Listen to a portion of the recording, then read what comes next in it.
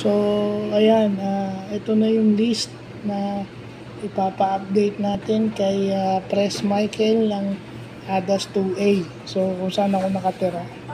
So, i-allow natin siya na magdagdag ng member, depende sa makukuha niya, mai-interview niya, para tulungan ako mag-ikot. Dahil hindi ko naman kayang ikutan yung ADAS 2A. Kung may makakausap siya, at least yung iikutan natin, mas kokonti.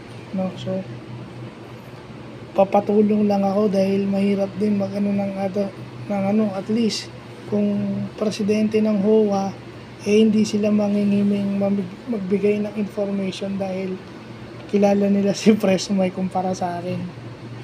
No? So, yun lang yung tinatrabaho natin ngayon sa mga officers ng PWD. Ito po ang ginagawa ko kapag may ayuda. So, meron pa pong isa na kasunod nito, yung transmittal naman.